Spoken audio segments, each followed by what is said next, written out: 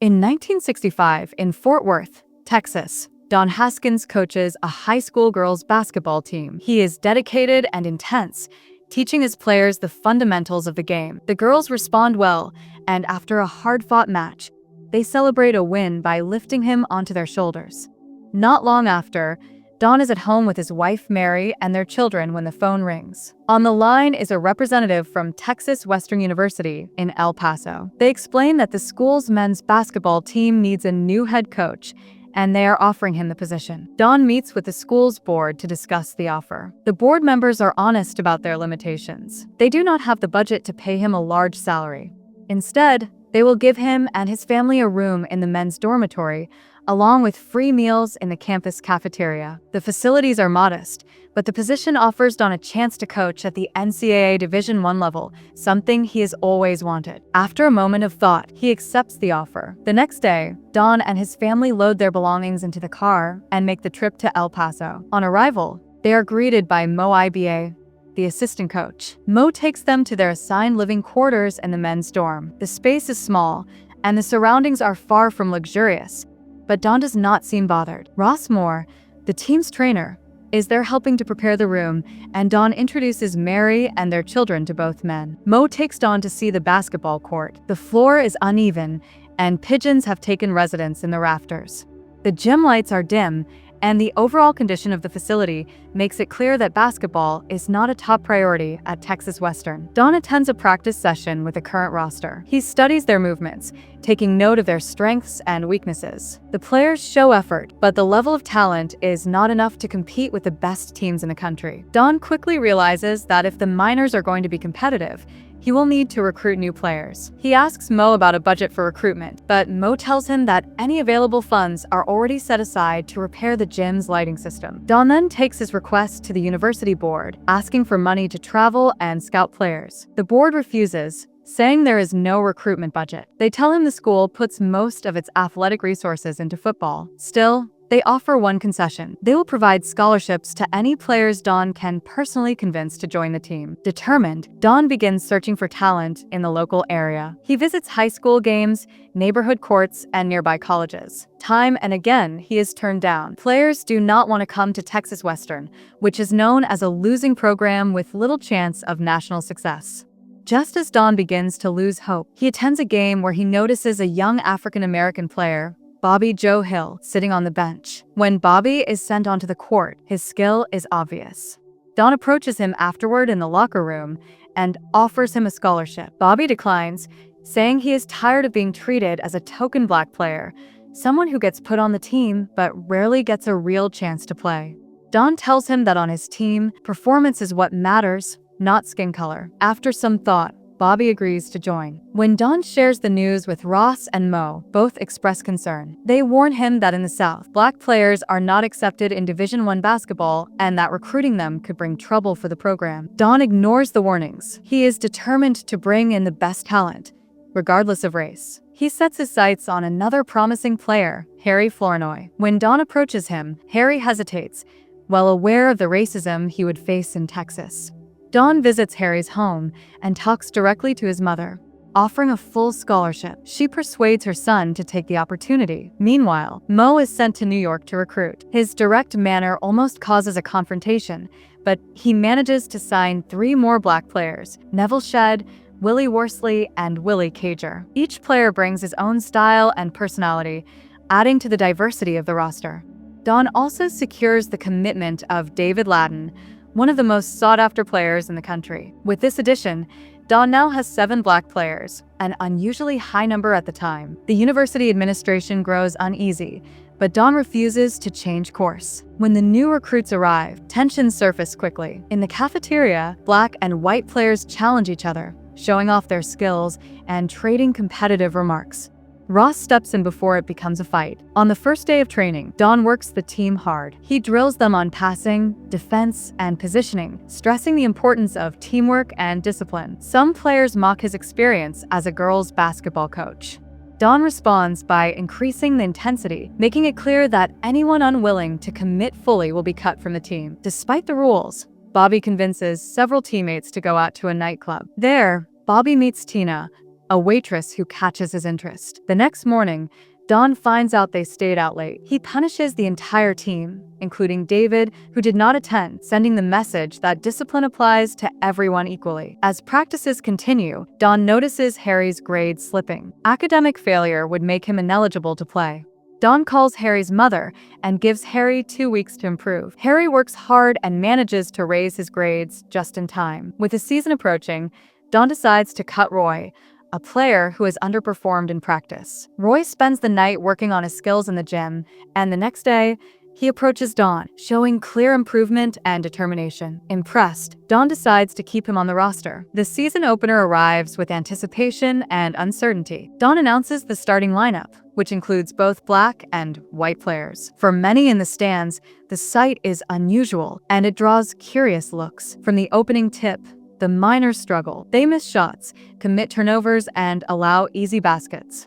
Don remains calm on the sidelines, urging them to focus on fundamentals.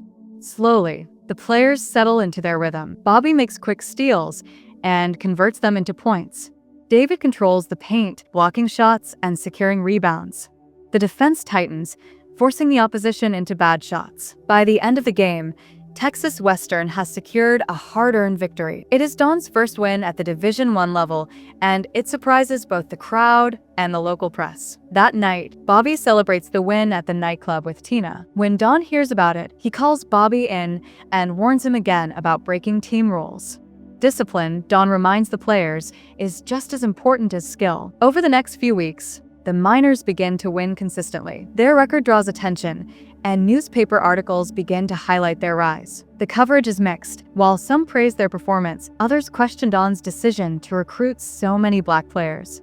During one challenging game, the team struggles under Don's structured, fundamental style. Bobby suggests that they play a looser, faster game. At first, Don resists, but seeing the offense stall, he gives in. The change is immediate. Bobby leads fast breaks. Neville Shed shows his agility, and the team starts racking up points. They win the game, and Don begins to appreciate Bobby's ability to lead on the court. The victories make Texas Western a sensation, but they also bring racial hostility. On a road trip, the team stops at a segregated diner. While in the restroom, Roy is attacked and beaten by a group of white men. The players are shaken. Some talk about carrying weapons for protection. Bobby steps in and advises against it, suggesting instead that they always move in pairs so they can watch each other's backs without escalating the violence. At home, Mary finally tells Don about the threatening letters she has been receiving. She had kept them from him to avoid worrying him, but now she fears for the safety of their children. Don promises to protect them, but makes it clear he will not allow fear to dictate how they live or play. Not long after, Don learns that Willie Cager has a heart condition that could be dangerous if he overexerts himself. Don decides to bench him for most of the season. Willie is devastated, insisting that basketball is his life, but Don explains that his safety comes first. The Miners keep winning, but the hostility grows. In an away game, the opposing crowd shouts racial slurs and tries to provoke fights. Don orders his players to keep their composure and focus on the game. They respond by playing with determination, securing another victory. When they return to their motel, they discover that their rooms have been vandalized. Belongings are thrown around, furniture is overturned, and racial slurs are written on the walls. The players are silent as they take in the damage, the reality of their situation settling in even deeper. The next game on the schedule is crucial. A win will put Texas Western in the #1 spot in the nation. But when the game begins, it is clear the players are distracted. They miss easy shots, fail to defend properly, and look unmotivated. At halftime, Don addresses the team. The black players speak up, explaining their frustration. The better they play, the more hostility they face. They are tired of being targeted. Don listens, then tells them that winning is the only way to change minds and make a lasting statement. If they want to silence the hate, they have to keep playing and keep winning. Before the second half begins, Willie Cager's mother approaches Don. She asks him to let Willie play for just 5 minutes, explaining that he may never get another chance after the season. Don hesitates, thinking of Willie's health, but finally agrees. When Willie enters the game, the crowd roars. He scores quickly, and his energy spreads through the team. They begin to fight back, cutting into the lead. With the score close, a controversial foul call sends the game into overtime. Don gathers his players and outlines a precise plan. They follow it, controlling the ball and capitalizing on every opportunity. When the final buzzer sounds, Texas Western has won, keeping their championship hopes alive. The win secures Texas Western a place in the NCAA tournament. For the first time, the Miners are recognized as serious contenders for a national title. Even the school board chairman, who once criticized Don for his recruiting strategy, now praises the team and admits he was wrong. Their first tournament games test their resilience. They face strong opponents who are determined to knock them out early. The Miners rely on their defense, fast breaks, and unselfish passing to move through the bracket. Each win builds their confidence and strengthens their unity as a team. In the semifinals, Texas Western faces Kansas, a powerhouse program with skilled and experienced players. From the opening minutes, Kansas takes control. They score efficiently, crash the boards, and keep the Miners off balance. Don watches closely, searching for a way to change the momentum. He decides to take a risk. He calls Willie Cager's number and sends him into the game despite his heart condition. The players exchange worried looks, but Willie steps onto the court with determination. His presence changes the energy immediately. He hustles on defense, makes smart passes, and drives to the basket with confidence. Gradually, the Miners start closing the gap. Bobby controls the tempo. Neville Shedd makes key stops, and David Lattin reasserts himself in the paint. By the end of regulation, the game is tied, sending it into overtime. In the extra period, both teams fight for control, trading baskets and defensive stops. The crowd is loud, and the pressure is intense.